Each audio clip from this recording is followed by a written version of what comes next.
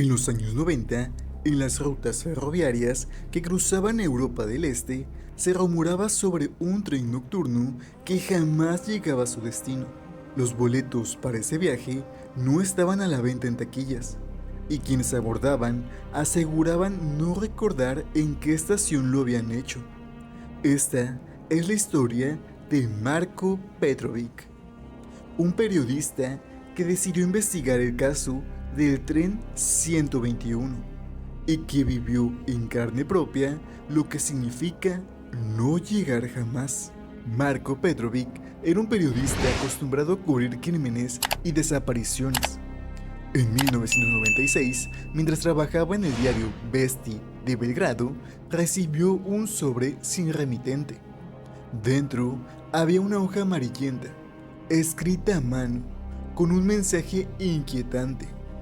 Si quieres conocer la verdad sobre el tren 121, sube en la estación de Subótica, último andén, a las 23:45 horas. No compres boleto, ellos te encontrarán. También había una fotografía borrosa de un tren antiguo, pintado de verde oscuro, con las ventanas iluminadas. El papel olía a moho, como si hubiera estado guardado por décadas. Intrigado, Marko buscó en el archivo del periódico y halló que el tren 121 había sido parte de la ruta ferroviaria entre Belgrado y Budapest durante la Segunda Guerra Mundial.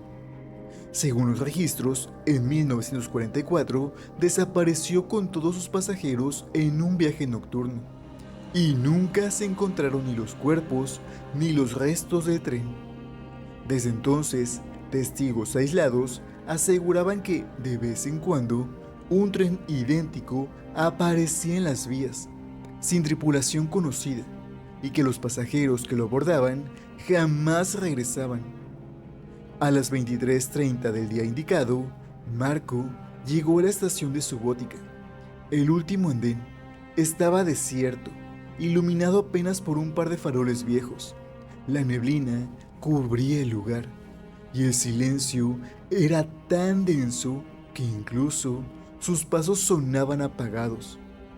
Cuando el reloj marcó las 23:45, un silbido grave rompió la quietud y de entre la bruma surgió un tren antiguo, oxidado pero imponente. Sin pensarlo dos veces, Marko subió al último vagón. El interior del vagón estaba iluminado por lámparas de aceite que se balanceaban con el movimiento. Los asientos eran de madera, gastados, y el aire estaba impregnado con un olor rancio a carbón húmedo. Lo más inquietante era la vestimenta de los pasajeros. Todos llevaban ropa de los años 40, como si se hubieran detenido en el tiempo. Ninguno hablaba, apenas levantaban la vista para observarlo, con expresiones vacías y ojos vidriosos. Marko intentó entablar conversación con una mujer mayor que tenía las manos apoyadas sobre su bolso negro. Ella lo miró y murmuró: "No se baja una vez que se sube". Su voz era áspera, como si llevara años sin pronunciar palabra. Antes de que él pudiera preguntarle más, la mujer volvió a mirar al frente, inmóvil, como si no existiera nada más en el mundo. Decidido a recorrer el tren, Marko caminó hacia otros vagones.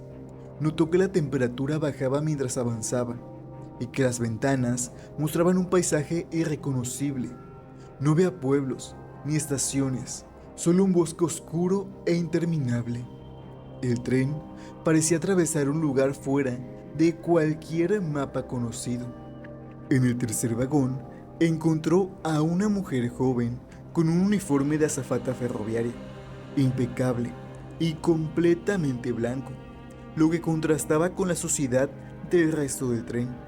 Su cabello estaba recogido y su sonrisa era demasiado perfecta, casi artificial. Sin pedir permiso, le ofreció una taza de té caliente. Marko rechazó el gesto, intentando mantener la cortesía. "No va a necesitar fuerza donde vamos", dijo ella con un tono suave, pero carente de emoción. Luego giró y comenzó a caminar hacia el siguiente vagón. Marco la siguió, pero al girar en la esquina ya no estaba. El pasillo estaba vacío y solo quedaba el eco de sus pasos y un olor salino que no pertenecía a un tren terrestre. Regresó a su asiento y sacó su grabadora de voz para registrar sus observaciones. Sin embargo, al reproducir lo grabado, no escuchó su propia voz.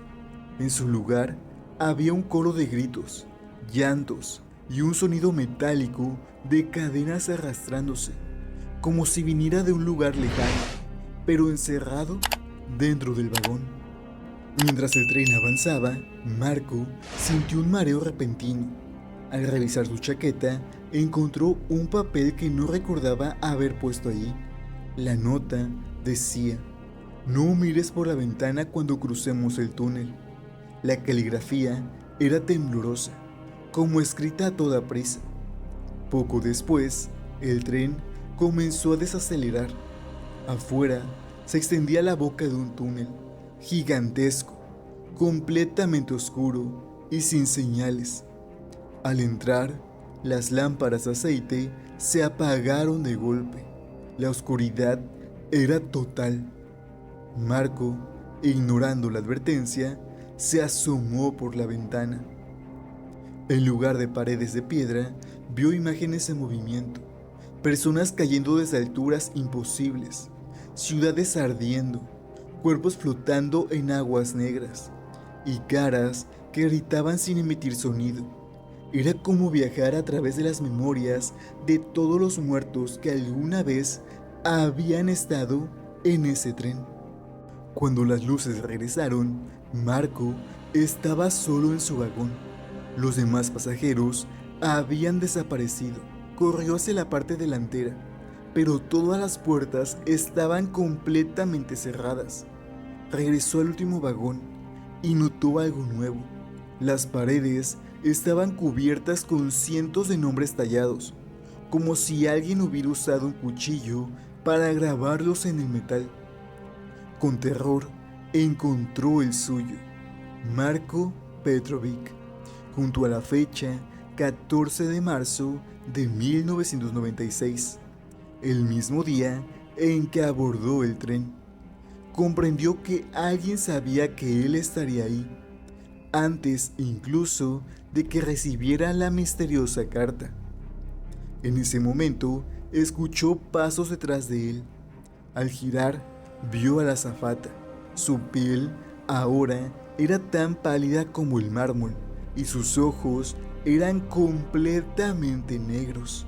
La azafata le explicó con una calma perturbadora que el tren 121 no llevaba a ninguna ciudad. Su función era recoger a aquellos que habían perdido su lugar en el mundo de los vivos, personas cuya existencia estaba condenada a eliminarse. Algunos lo abordaban por accidente, otros, como él, siguiendo pistas equivocadas. Marco intentó huir, pero la puerta trasera del vagón se abrió sola, revelando no vías ni tierra, sino un océano oscuro que se extendía hasta donde alcanzaba la vista. El viento lo empujaba y las olas rugían como un coro de voces humanas. La azafata lo miró con frialdad y dijo: "Ya estás en la lista". En ese instante, una fuerza invisible lo empujó y cayó hacia la negrura infinita. Una semana después, la policía ferroviaria encontró un vagón abandonado en un depósito aislado. Dentro había una grabadora con una cinta intacta. Al reproducirla, no se escuchaba voz humana, solo el ruido de un tren avanzando y entre el traqueteo un susurro repetitivo: "No se baja una vez que se sube". El vagón fue sellado y almacenado, pero trabajadores del depósito Aseguran que en las noches más frías desaparece de su sitio y regresa al amanecer, con las lámparas encendidas y los asientos húmedos, como si alguien acabara de usarlos. Hasta hoy, nadie sabe a dónde viaja realmente el tren 121, ni cuántos pasajeros nuevos recoge en cada recorrido.